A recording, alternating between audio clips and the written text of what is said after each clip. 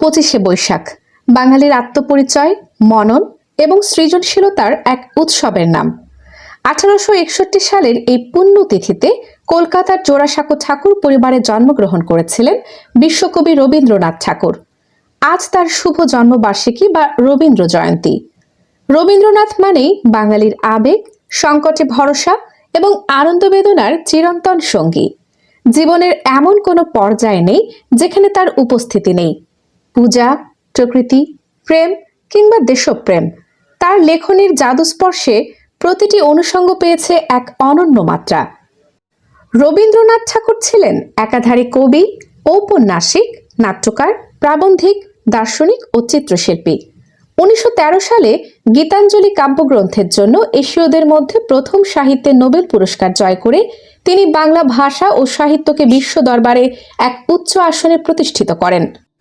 তবে তার কৃতিত্ব কেবল পুরস্কারে সীমাবদ্ধ নয়, তিনি বাঙালির চিন্তা চেতনাকে আধুনিক করে তুলেছিলেন।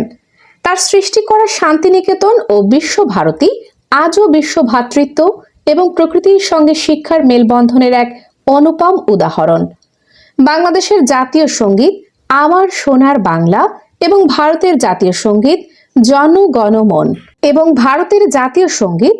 জনগণমন দুটি ভিন্ন রাষ্ট্রের জাতীয় সঙ্গীতের রচয়িতা হওয়ার এক বিরল গৌরবের অধিকারী তিনি।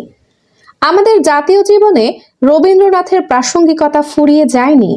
যখনই সাম্প্রদায়িকতা বা অবিচারের ছায়া আমাদের গ্রাস করতে চায়, তখনই রবীন্দ্র সাহিত্য আমাদের সত্য ও সুন্দরের পথ দেখায়। তার ছোট গল্পে পাওয়া যায় বাংলার সাধারণ মানুষের সুখ দুঃখের কথা, আর তার গানে মিশে আছে আত্মার গভীর আকুতি।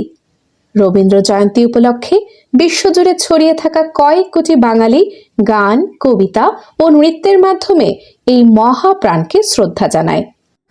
আজকের দিনে রবীন্দ্রনাথের অসাম্প্রদায়িক ও মানবিক দর্শনকে লালন, ধারণ ও বিকাশ করাই হোক রবীন্দ্র জয়ন্তীর প্রকৃত শপথ।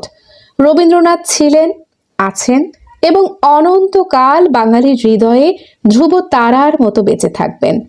কবিগুরুর জন্মদিনে আমাদের গভীর বিনম্র শ্রদ্ধা।